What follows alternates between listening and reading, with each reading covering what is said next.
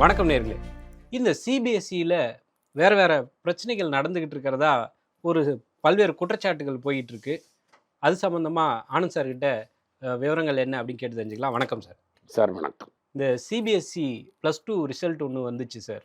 அதில் ஒரு பசங்கள்லாம் அவங்களுடைய ரீவேல்யூஷனுக்கு அப்ளை பண்ணுறதுக்காக ஒரு பையன் ஃபிசிக்ஸுக்கு ஆன்சர் ஷீட்டு நான் எழுதின ஆன்சர் ஷீட் கொடுங்கன்னு சொல்லி அப்ளை பண்ணி கேட்டால் அது வேற ஒருத்தரோட மார்க் ஷீட் வருது, வேற ஒருத்தரோட ஆன்சர் ஷீட் வருது. அதே மாதிரி கெமிஸ்ட்ரிக்கு ஒரு பையன் கேட்டிருக்காப்புல, அவருக்கும் வேற மாதிரி ஒன்று வந்திருக்கு. ஸோ இதனெல்லாம் பார்த்த ஒரு பசங்க வந்து ரொம்ப அதிர்ச்சியில் இருக்காங்க. இப்போ இந்த விஷயத்தை எப்படி நம்ம அணுகணும்? இது உண்மையிலேயே அரசியல் செய்ய வேண்டிய ஒரு விஷயம் தானா? ஏன்னா காங்கிரஸ் தரப்பில் வந்து இந்த பிரச்சனைக்கெல்லாம் வந்து தர்மேந்திர பிரதான் தான் காரணம். அவரு பதவியில் நீடிக்கக்கூடாது இந்த மாதிரிலாம் கேட்குறாங்க. ஆக்சுவலாக இது வந்து ஒரு மனித தவறுகள் வரக்கூடாது அப்படிங்கிறதுக்காக தான் டெக்னிக்கலாக வச்சு ஏதோ பேரெல்லாம் வச்சு அதை ஃபைனலாக இதை வந்து டெக்னிக்கலாக திருத்துறோம் அப்படின்லாம் சொல்லியிருக்காங்க தேசிய கல்விக் கொள்கை மூலமாக. பாஜக தான் இதுக்கு பொறுப்பேற்கணும்னு சொல்லி காங்கிரஸ்லாம் சொல்கிறாங்க. இது எஜுகேஷனை இது வந்து நிர்வாக தவறுன்னு எடுத்துக்கிறதா என்னன்னு புரிஞ்சுக்கிறது சார்? இது ஃபஸ்ட்டு ஒரு பெரிய ஷாக்கு. இது வந்து ரீவேல்யூவேஷன் கேட்டவனுக்கு தான் இந்த வண்டவாளம், தண்டவாளம் ஏறி இருக்கு. அப்போ ரீவேல்யூவேஷன் ஸோ கேட்காதவனுக்கெல்லாம் இது என்ன வந்து ஆயிருக்குங்கிறது கேட்டதுனால தான் தெரிஞ்சிருக்கு இல்லையா? ஒரு கேஸ் தான் வெளில வந்து அவன் ட்வீட் பண்ணிட்டான். அந்த பையன் வேதாந்த்ங்கிறவன், கல்கட்டால இருக்கிற பையன் அத ட்வீட் பண்ணிட்டான். ட்வீட் பண்ணி அவன் என்ன சொல்றான், இது என் பேப்பரே இல்லன்னு சிக்னேச்சரோட காட்டுறான். இதான் என் ஹேண்ட் ரைட்டிங்கு. இந்த ஹேண்ட் ரைட்டிங் இப்படி இருக்கு. இது என்து இல்லன்னு காட்டுறான். நீங்க ட்விட்டர்ல பார்த்தீங்கன்னா, சில பேர் எங்களுக்கு இன்னும் 5 நாள், 6 நாள் பேப்பர் கேட்கல. நாங்க கேட்ட பேப்பர் வேற, எங்களுக்கு வந்த பேப்பர் வேறன்னு ட்விட்டர் ஃபுல்லா இருக்கு. இது சுப்ரீம் கோர்ட்டுக்கு போயிருக்கு. பட் இதில என்ன இப்போ பயம்னா, இதெல்லாம் எப்படின்னா 2 தப்பானா நம்ம அட்ஜஸ்ட் பண்ணிடலாங்கிற மாரி கிடையாது. இப்போ வந்து இது பல கோடி பேர் எக்ஸாம் எழுதியிருப்பாங்க. 5 பேருக்கு தப்பா இருந்ததுன்னு வைங்க, மீதி 95ம் கரெக்ட்டா போட்டானாங்கிற சந்தேகம் வந்துரும். ஸோ இது வந்து நீங்க திரும்பி எக்ஸாம் வைக்க போறீங்களா? எல்லாருக்கும் 20% கிரேஸ் மார்க் போட போறீங்களா? ஏன்னா இது எக்ஸாமை வச்சு தான் வந்து பல பேருக்கு குவாலிஃபிகேஷனே டிசைட் ஆகும். அவனுக்கு இன்ஜினியரிங் காலேஜ் கிடைக்குமா, மெடிக்கல் காலேஜ் கிடைக்குமா, லாயருக்கு படிக்க போகிறானா. அண்ட் டெல்லியிலலாம் எப்படின்னா 98, 99 தான் கட் ஆஃப். இந்த லேடி ஸ்ரீராமு, டெல்லி யூனிவர்சிட்டிலலாம் 97, 98 தான் கட் ஆஃப். ஸோ அவனோட கட் ஆஃப் ஸ்டூடெண்ட்லாம் என்ன ஆகும், இந்த வருஷம் எழுதின சிபிஎஸ்சி ஸ்டூடெண்ட்ஸோட லைஃபே வந்து இந்த எக்ஸாம் தான் டிசைடு பண்ணும். நீங்கள் நிறைய வாட்டி சொல்லலாம், இது மாதிரி இதெல்லாம் டிசைட் பண்ணாது, லைஃப்பில் எப்படி வேணால் கம்பேக் பண்ணான்னு. அதுக்கு உங்களுக்கு பணம், சக்தி இல்ல எல்லாம் அது வந்து பொதுவா இல்ல சொல்றது. சொல்லிடுறேன். அதெல்லாம் எப்படின்னா, இப்போ நான் கஷ்டப்பட்டேன். பட் நான் வந்து சரியா மார்க்லாம் வாங்கல. பட் நான் எதெல்லாம் எப்படின்னா, எனக்கு நல்ல எங்க அப்பா, அம்மா, தாத்தா, பாட்டிக்கெல்லாம் பல சோஷியல் அண்ட் அதர் இன்ஃப்ளூயன்ஸ் இருந்தது. பையன் 2 வருஷம் வீட்ல உட்காந்துருந்தாலும் ஒண்ணும் ஆயிடாது. அதுக்கப்புறம் யார்ட்டயா பேசி வாய்ப்பு வாங்கி குடுத்து திரும்பி வேலைல வந்துடலாம். இப்ப சாதாரணமா ஒரு கிராமத்தில படிக்கிற பையனோ, இல்ல ஒரு எக்கனாமிக்கலி பேக்வர்ட் செக்ஷன்ல இருக்கிறவனோ, அவனால திரும்பி கம்பேக்லாம் பண்ண முடியாது. அவங்க ஃபேமிலியே வந்து இந்த எக்ஸாம நம்பி தான், பையன் இந்த இடத்துல மார்க் வாங்கிடுவான், இன்ஜினியரிங் காலேஜ் போவான். இப்ப நீங்க வந்து என் நண்பர் சுஜித் நடத்துறார் மாத்திரம் ஃபவுண்டேஷன்னு. இன்னொருத்தர் ஆனந்தம் ஃபவுண்டேஷன் நடத்துறாரு. இன்னொருத்தர் வந்து நம்ம நடிகர் வந்து அது என்ன அகோரம் என்னது அகோரம் தான். இந்த நடிகர் சூர்யா சாருடைய அகரம் இதெல்லாம் ஃபவுண்டேஷன். ம், குவாலிஃபிகேஷன் ம், என்ன? ம். நீ ஏழையா இருந்தாலும் நீ மார்க் வாங்கினா தான் உள்ள சேர்ப்பான். இத்தன்னாமலுக்கு என்ன நம்பிக்கை? கவர்மெண்ட் மார்க் கரெக்ட்டா தான் போடும். இது வந்து இண்டிபெண்டன்ஸுக்கு முன்னாடிலேருந்து எஸ்எஸ்எல்சி புக்கெல்லாம் குடுப்பாங்க. அந்த காலத்துலேருந்து இது நடந்துருக்கிற சிஸ்டம். 100 வருஷமா எங்க அப்பாவோட எஸ்எஸ்எல்சி புக் என்ட்ட இருக்கு. நான் சொல்றது புரியுதுங்களா? மன்மோகன் சிங் வந்து 3ஆம் கிளாஸ்ல எழுதினது, பாகிஸ்தான்ல கையெழுத்து போட்டு குடுத்தாங்க அவருக்கு சர்டிஃபிகேட்டு. ம். ஓ! சரி, சரி. ரைட்டா? இவ்வளோ தூரம் கவர்மெண்ட்டு அப்ப அது இந்தியா தானே? அது இந்தியா தானே, அந்த வெள்ளைக்கார ரெக்கார்ட்லேருந்து ஒழுங்கா இருக்கு. ஸோ இது டேம்பரே ஆகாது. நீங்க வந்த மார்க்கு தான் உண்மையான மார்க்கு. நான் சரியா எழுதினேன், அவன் மார்க் போடலன்னுலாம் நீங்க சொல்ல முடியாது. இப்ப சிஸ்டம இன்னும் ஓப்பன் ஆக்கறதுக்கு என்ன பண்றாங்க? நீங்க பணம் கட்டினா அந்த மார்க் ஷீட்டே உங்களுக்கு குடுத்துரும். அந்த ஆன்சர் பேப்பரும் உனக்கு குடுத்துருவான். அந்த ஆன்சர் பேப்பர்ல நீ என்ன தப்பு இருக்குன்னு சொல்லலாங்கிறது தான். இப்ப நீங்க என்ன பண்றீங்க? ஹியூமன் இன்டர்வென்ஷன குறைக்கிறதுக்கு, இது கம்ப்யூட்டர் மூலமா இத கரெக்ட் பண்றீங்க. இப்ப நீங்க யாருக்கு இந்த கோஎம்ப்ட்ன்னு ஒரு கம்பெனிக்கு இது குடுத்துருக்கீங்க. கான்ட்ராக்ட் குடுத்தது யாரு? கவர்மெண்ட் தான் கான்ட்ராக்ட் குடுத்துருக்கு. நீங்கள் அரியலூரில் ஒரு ஆக்சிடென்ட் நடந்தபோது சாஸ்திரி ரிசைன் பண்ணுறாரு. ஆமாம், இந்த ஃபஸ்ட்டு அமைச்சரவையில் இருந்தார். ரிசைன் பண்ணுறாரு. ஆமாம், நேரு கூட வேணான்னு சொல்கிறாரு. இருந்தாலும் அவர் வந்து தார்மீக பொறுப்பு இருக்கிறார். ஆமாம். ஒரு ஏரோப்ளேன் கீழே விடுறது மாதவராவ் சிந்தியா ரிசைன் பண்ணுறாரு. சிவில் ஏவியேஷன் மினிஸ்டர் ரிசைன் பண்ணுறாரு. போன யூபிஏ கவர்மெண்ட்டில் பல மினிஸ்டர் ரிசைன் பண்ணாங்க. ஏ ராஜா ரிசைன் பண்ணார், கனிமொழி ரிசைன் பண்ணாங்க, பல பேர் ரிசைன் பண்ணி ஜெயிலில் கூட போனாங்க. ஸோ இவ்வளோ பெரிய தப்பு நடக்குது, கிளியராக தப்புன்னு தெரிஞ்சிடுச்சு. அந்த பையன் எடுத்து போட்டுடுறான், என் பேர் வேதாந்த், இதுதான் என்னோட சிக்னேச்சரு, இதுதான் என் கையெழுத்து, இந்த கையெழுத்தை எனக்கு கொடுக்கப்பட்டது இந்த பேப்பர். இது இப்போ புகஞ்சு வந்து சுப்ரீம் கோர்ட் வரைக்கும் போயிடுச்சு. பல குழந்தைகள் போயிடுச்சு. இதுக்கு தார்மீக பொறுப்பு எடுத்து ஒரு அமைச்சர் ரிசைன் பண்ணலைன்னா எதுக்கு ரிசைன் பண்ணணும்? அவங்க தான் வேதம் ஓதுறேன், அதை பண்ணுறேன், இதை பண்ணுறேங்கிறாங்க. வேதம் இதுதான் சொல்லி கொடுக்குதா? ரிக் வேதம், யஜுர் வேதம், இந்த வேதம்லாம் இதுதான் சொல்லி கொடுக்குதா? பொய்யும் புதுகும் சொல்லிக்கிட்டு கான்ட்ராக்டை எவனுக்கு வேணால் கொடுத்துட்டு ஸ்டூடெண்ட் வாழ்க்கையை கெடு நான் சொல்லி கொடுக்குது? எந்த கீதையில் இது எழுதி இருக்குது? கீதையில் என்ன சொல்லுது? உன் கடமையை செய்யுங்கிறது. அப்போ தன் கடமையை செய்யலைன்னா அவனை வெள்ளப்போன்னு சொல்ல வேண்டியதானே? இது வந்து இவன் முன்னாடியே எனக்கு கொடுத்துருக்கேன் கான்ட்ராக்டு. இதுக்கு முன்னாடியே அவன் தெலுங்கானாவில் பலர் குளறுபடி பண்ணியிருக்கிறான். 2019 கேசி சந்திரசேகர் ராவ் இருந்தபோது குளோபிரினான்னு இன்னொரு கம்பெனி பேரை வச்சுக்கிட்டு அந்த கேஸ்லேயும் இது நடந்திருக்கு. அப்போ எந்த பேசிஸில் இவனுக்கு இந்த கான்ட்ராக்ட் கொடுத்தீங்க? அதே கம்பெனி தான் இது. சரி, நீங்கள் இது பண்ண போகிறீங்க, 8ஆம் கிளாஸு, 9ஆம் கிளாஸு, 10ஆம் கிளாஸு, ஸ்டேஜ் பை ஸ்டேஜ் போனாங்கன்னா 8ஆம் கிளாஸ் பேப்பரை கொடுக்கலாம், 9ஆம் கிளாஸு கொடுக்கலாம், செக் பண்ணலாம், ஒரு சின்ன சாம்பிள் சைஸு கொடுக்கலாம், சாம்பிளிங் எரர் வருதான்னு பார்க்கலாம். எடுத்த எடுப்பில் நீங்கள் எல்லா 12த்தையுமா கொடுப்பீங்க? பிஜேபியில் 7ஆம் கிளாஸ் படித்தாலே சீஃப் மினிஸ்டர் ஆக்கிடுவான், அது ஒரு விஷயம். அவங்களுக்கு படிப்பு முக்கியம் கிடையாது. பட் நான் என்ன கேட்குறேன், ஆனால் இன்றைக்கி படித்தவனுக்கே வேலை வாய்ப்பு இல்லாமல் இருக்குது. இன்னொரு சர்வே என்ன சொல்லுது, 100 பேருக்கு டிகிரி வாங்கியிருக்கானா 40 பேருக்கு வேலை இல்லைன்னு. அப்போ வேலை வாய்ப்பு இல்லாத போது இந்த பையனுக்கு டிகிரி போஸ்ட்டே கிடைக்காம போயிடுச்சுன்னா, இப்போ நான் நிஜமாகவே 95 மார்க் வாங்கியிருக்கிறேன், நீ எனக்கு 70 மார்க் போட்டிருக்கிற, எனக்கு கிடைக்க வேண்டிய இன்ஜினியரிங் காலேஜில் எனக்கு சீட்டு கிடைக்கலன்னு என் லைஃபே போயிடுச்சுல்ல, என் லைஃபோட திசையை நீங்கள் மாற்றிட்டீங்கல்ல. சரி, இது மட்டும் தனியாக நடந்ததா? நீட்டு பேப்பர் லீக் ஆகி எல்லாருக்கும் வாட்ஸ்அப்பில் சர்க்குலேட் ஆகிடுச்சு. ஆமாம், எக்ஸாமை நிறுத்தி கூட வச்சுருந்தாங்க. ஆமாம், எக்ஸாம் நிறுத்தலை, 26 லட்சம் பேர் எக்ஸாம் எழுதிட்டான். எக்ஸாம் எழுதின அப்புறம் கேன்சல் பண்ணிட்டீங்க.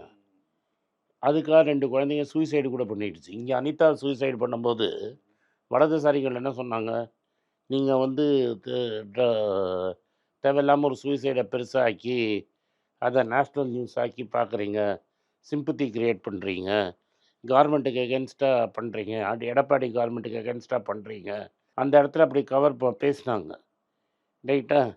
இன்றைக்கி அதே நியூஸு நேஷ்னல் நியூஸில் அந்த குழந்தை செத்து போயிடுச்சுன்னு சொல்கிறீங்களா? அப்புறம் இந்த காங்கிரஸ்காரங்க அங்கே போனால் அந்த குழந்தை வந்து 10 லட்ச ரூபா கடன் வச்சு செத்து போயிருக்கு.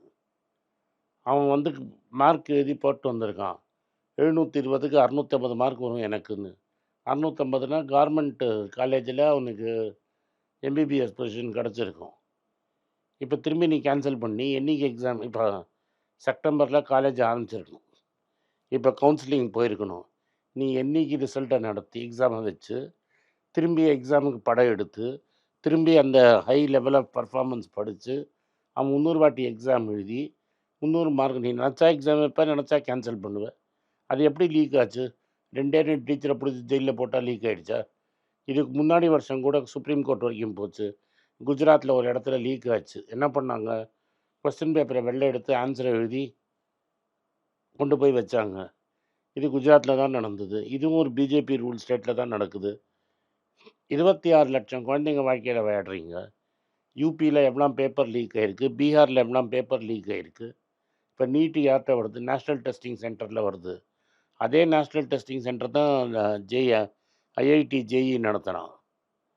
அவன் வந்து ஏன் வர மாட்டேங்குது? இதில் மட்டும் ஏன் ஊழல் வருது? ஏன்னா ஐஐடி ஜேஇ வந்து வெறும் ஒரு கவர்மெண்ட் காலேஜுக்கு மட்டும், இந்த கவர்மெண்ட் காலேஜுக்கு மட்டும்தான் சீட் அது. இந்த நீட்டை ஏன் ஊழல் வருதுன்னா, தனியார் ப்ரைவேட் காலேஜில் சீட்டு கிடைக்கிறது கூட இது மூலமாக தான் கிடைக்க போகுது. அவனுக்கு வருஷத்துக்கு 30 லட்ச ரூபா ஃபீஸு, 40 லட்ச ரூபா ஃபீஸ் வாங்கணும். ஸோ ஒரு தனியாருக்கு ஒரு இன்ட்ரெஸ்ட் இருக்குது அந்த எக்ஸாமில் பசங்களுக்கு முன்னாடியே பேப்பரை குடுத்து ரெடி பண்ணணும்னு. நீ அது மாரி ரெடி பண்ணேன்னா, எது மாரி டாக்டர் வருவான்? அந்த நீட்டு மாரி இப்ப நீட் எக்ஸாமே லீக் பண்ணி கையில குடுத்தேன்னா, எது மாரி ஆள் டாக்டரா வருவான்? இல்ல. அரசு நடத்துறது வேற சார்.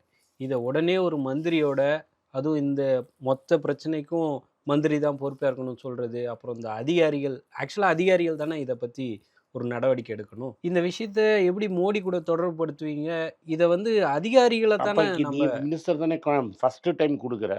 கான்ட்ராக்ட் குடுக்குறச்ச மினிஸ்டர் தானே கான்ட்ராக்ட் குடுப்பான். ஃபர்ஸ்ட்டு டைம் கான்ட்ராக்ட் குடுக்குற. இந்த ஆளுக்கு தவறு நடந்திருக்குன்னு தெரியறது. அவனுக்கு கான்ட்ராக்ட் குடுத்து எனக்கு தெரியலன்னு எப்படி மினிஸ்டர் சொல்லுவான்? ஒரு 4, 5 குழந்தைங்க சூசைட் பண்ணிடுச்சு. அந்த 4 குழந்தைங்கள உயிர் போனதுக்கு கூட தார்மீக பொறுப்பு எடுத்துக்க மாட்டாங்களா? இப்ப நீங்க எதுக்கு தார்மீக பொறுப்பு எடுப்பாங்க? அது மட்டும் இல்ல, இன்னொரு செய்தி கூட நீங்க கேள்விப்பட்டிருப்பீங்க. அந்த பையன் வேதாந்த்ங்கிற பையன், அவன் பாகிஸ்தானி அப்டின்லாம் குற்றச்சாட்டு சொல்றாங்க. அவன் ட்வீட் பண்றான். அதுக்கு எப்படி பிஜேபி சொல்லுது? அவன் பாகிஸ்தானி. நல்ல வேள, அந்த பையனுக்கு வேதாந்த்ன்னு பேர் வச்சாங்க. இல்ல வேற ஏதாவது வேற மதத்து பேர் வச்சிருந்தாங்கன்னா, அதுக்கு ஒரு ஐஎஸ்ஐஎஸ் அப்டின்னு ஒரு தீவிரவாதி அப்டின்லாம் பேர் வச்சிருப்பாய்ங்க. இத நான் என்ன கேட்கிறேன், இதெல்லாம் ஒரு நல்லதுக்கு அழகா? 9ஆம் கிளாஸ்ல இந்த வாட்டிலேருந்து 3 லாங்குவேஜ் படிக்கணும்னு. ஆமா, இந்த பிஎம் ஸ்ரீ இந்த மாரியான பிரச்சனைகள்லாம் 3வது ஓடிட்டு இருக்கு. லாங்குவேஜ். அதுக்கு அண்ணாமலையே எதிர்ப்பு தெரிவிக்கிறார். மேபி அண்ணாமலை கட்சி மாறப் போறாரோ? அண்ணாமலை தனி கட்சியெல்லாம் தொடங்க போறார் அப்டிங்கிற மாரியெல்லாம் ஒரு டாக் இருக்கு. அதனால இது வந்து ஒரு எதிர்ப்பு தெரிவிச்சுட்டாரு. தமிழ்நாட்டுல பிஎம் ஸ்ரீய எதிர்த்து அதுவும் அண்ணாமலையே பேசிட்டார். ஆமா, இது ஒரு பெரிய அது செய்தி பெரிய தான். செய்தி. பட் இதில என்ன வருத்தம்னா, பல பேர் வந்து கேந்திரிய வித்யாலயா அவங்க பசங்க படிக்கிறதுக்கு எம்பி சீட்டு ரெக்கமெண்டேஷன்லாம் வாங்கினாங்க. நல்ல காலேஜா தான் இருந்தது. காங்கிரஸ் காலத்தில ஒழுங்கா இருந்தது தான். ஆமா, அந்த ஸ்கீம் ஏதோ பண்ணக்கூடாது அப்டின்லாம் சொல்லி ஏதோ சொல்லிட்டு இதில இருந்தாங்க. என்ன பியூட்டின்னா, சிபிஎஸ்இன்னா ஏதோ சென்ட்ரலா கரெக்ட்டா பண்ணுவாங்க. ஸ்டேட் கவர்மெண்ட்டோட பெட்டர் சிலபஸ்ஸு. பசங்க நல்லா மார்க் வாங்கும் சிபிஎஸ்இ ஸ்கூல்லுன்னு. இப்ப இவர் அடிக்கிற கூத்துல, சிபிஎஸ்இ வந்து ஸ்டேட் போர்டோட மோசம்ன்னு சொல்லி, எல்லாரும் இப்ப என்ன பண்ணுவாங்க, கேம்பிரிட்ஜ், ஐஜிஎஸ்சி, ஐபின்னு 3 வந்துடுச்சு. இந்த இதே வேணாம்ப்பா, சிபிஎஸ்இயே வேணாம். ஸ்டேட் போர்டும் வேணாம், சிபிஎஸ்இ வேணாம். நேரா ஐபிக்கு போலான்னு. யார் போவான் ஐபிக்கு? இந்த பணம் வச்சிருக்கிறவன் வருஷத்துக்கு ரூ. 2,00,000 ரூ. 3,00,000 கட்டக்கூடியவன் தான் போவான். இப்ப கட்டப்பட போறது யாரு? ஏழைங்க தான். நீங்க எதுக்கு கடன வச்சு, இன்னைக்கு ஒரு நடுத்தர குடும்பத்தில மேக்ஸிமம் செலவு எதுல வருது? மேக்ஸிமம் செலவு வந்து இதில தான் வருது. படிப்புக்கு தான் வருது. இங்க கடன வச்சு, உடனே வச்சு ஒரு சிபிஎஸ்இ ஸ்கூல்ல படிச்சா பையன் என்ன இங்கிலீஷ் துரை மாரி, வெள்ளைக்கார துரை மாரி இங்கிலீஷ் பேசுவான், ஹிந்தி பேசுவான். அவன் கேரியர் சேஃப் ஆயிடும்னு தான் பசங்க கொண்டு போய் சிபிஎஸ்இல சேர்க்குறாங்க. அவன் இங்க உட்காந்துன்னு இந்த வேலைய பண்ணான்னா, அப்ப அந்த ஏழை லைஃப்லாம் என்ன ஆகுது? சிபிஎஸ்இல இப்ப நம்ம ஊர்ல ஒரு ரூ. 40,000 ரூ. 50,000 ஃபீஸ் கட்டக்கூடியவங்க தான் சிபிஎஸ்இல படிக்கிறாங்க. நான் சொல்றது ஒரு ரூ. 50,000 இல்லாட்டா நீ சிபிஎஸ்இ ஸ்கூல்ல படிக்க முடியாது. நான் சொல்றது அப்ப புரியுதா இந்த இல்லையா? தன்மை வந்து பொருளாதார ரீதியா பின்தங்கி இருக்கிறவங்களுக்கு இது ஒரு பின்னடைவ தான் குடுக்கும் அப்டின்றீங்களா? இந்த ஊர்ல வந்து 2டே 2 அப்ப தான்ப்பா. இத வந்து பிஜேபி பிளான் பண்ணியே பண்றாங்க அப்டின்னு நீங்க பிளான் பண்ணதுல நெனைக்கிறீங்களா? இது என்ன அர்த்தம்? நீங்க என்ன சொல்லுவீங்க? இவ்ளோ சிம்பிளா எப்படி தப்பு பண்ண முடியும்? நீட்ல டெஃபினட்டா வந்து தனியார் மெடிக்கல் காலேஜோட இன்ஃப்ளூயன்ஸ்ல தான் இது நடக்குது. வட இந்தியால பிஜேபி ஆதரவுல வச்சிருக்கிற மெடிக்கல் காலேஜுக்கு அடிக்கிற பூத்து தான் இது. ம். அப்ப இந்த முழுக்க தனியார் சென்டர் அந்த குடுக்குறது, இந்த coaching coaching centre centre link குடுக்குறது. எல்லாம் இதுல ம். ஒரு மாஃபியா இருக்கு அங்க. பார்ப்போம். அடிப்படையான கல்வி பிரச்சனை. அதுல என்ன எனக்கு பயமா இருக்குன்னா, இதுல அடிபட போறது எங்க வீட்டு பசங்களோ கிடையாது. எப்படியாவது முதல் தலைமுறை எப்படியாவது ஆமா, அடிச்சு வெளில படிச்சு வரும். ஒரு குடும்பத்தையே அடுத்த கட்டத்துக்கு, அடுத்த லெவலுக்கு இப்ப கொண்டு எங்க போகணும். அப்பாலாம் வந்து ஒரு ம். சாதாரண வீட்ல வந்தவர் தான். அவர் படிச்சு முன்னேறினத்தால தான் இங்க நான் உட்கார்ந்துட்டு இருக்கிறேன். அவரும் அவர் அண்ணன் எல்லாம் படிச்சதுனால தான் இங்க உட்கார்ந்துட்டு இருக்கிறேன். அவர் வந்ததெல்லாம் காமராஜ் காலம். பட் அது கல்வி வாய்ப்பினால தான் வந்தாரு. இன்னைக்கு சிவநாடார்ன்னு ஒருத்தர் இருக்கிற ஹெச்சிஎல். அவர் ஓப்பனா சொல்றாரு. ஜிஆர் தாமோதரன் இல்லன்னா, நான் இன்ஜினியரிங் காலேஜே படிச்சிருக்க முடியாது. நான் பிஎஸ்டில இன்ஜினியரிங் காலேஜ் படிச்சிருக்கலன்னா, நான் ஹெச்சிஎல் அனுப்பிச்சிருக்க முடியாது. ஹெச்சிஎல் இல்லைன்னா, நீ பல லட்சம் பேருக்கு வேலை கிடையாது. ஒரு தமிழர் இந்திய அளவுல பெரிய ஆளா இருக்கிறது நம்ம எல்லாருக்குமே ஒரு பெருமை அது தான். எதனால வராரு? பிகாஸ் படிப்பு ஒருத்தர் குடுக்கறதுனால தான் வராரு. இன்னைக்கு சுஜித் அதுக்கு அட்டெம்ப்ட் பண்றாரு. இந்த ஆனந்தம் ஒருத்தர் பண்றான் ஒரு மூவ்மெண்ட்டு. சூர்யா ட்ரை பண்றாரு. இவங்கெல்லாம் ட்ரை பண்றாம்போது, மக்கள் இவங்கெல்லாம் கவர்மெண்ட் சப்போர்ட் இல்லாம ட்ரை பண்றாங்க. இவங்க பல பேர் வந்து எஜுகேஷனுக்காக ஃபீஸ் கட்டுறாங்க. எல்லாரும் என்ன பண்ணுறோம், சொசைட்டி முன்னேறிடாதாங்கிற ஒரு ஆசையில் தான் இதெல்லாம் செய்கிறோம். யாராவது ஸ்கூல் ஃபீஸ் இல்லைங்க எனக்கு கட்டத்துக்கு கொடுங்கன்னு நம்ம கட்டுறோம். எதுக்கு இந்த சொசைட்டி எப்படியாவது முன்னேறிடாதா, நம்ம வந்த வழியில் இவங்கெல்லாம் வந்துட மாட்டாங்களா அப்படிங்கிறது அந்த ஆசையிலே மண்ணள்ளி போடுறானேன்னு கேட்குறேன் நான். இதுதான் வேதம் சொல்லி கொடுக்குதா? அப்போ நீட்டுங்கிற பேர்ல இவங்க நடத்துறது ஒரு பெரிய வியாபாரம், வியாபாரம், கல்வி மாஃபியான்னு எடுத்துக்கலாம். மாஃபியா, கல்வி மாஃபியா தான். இதுக்கு அரசாங்கத்துக்கும் மந்திரி சபைக்கும் தொடர்பு இருக்கு டெஃபினட்டாக தொடர்பு அப்படிங்கிறீங்களா? இருக்குது. இல்லாட்டா எப்படி பண்ண முடியும் நீ?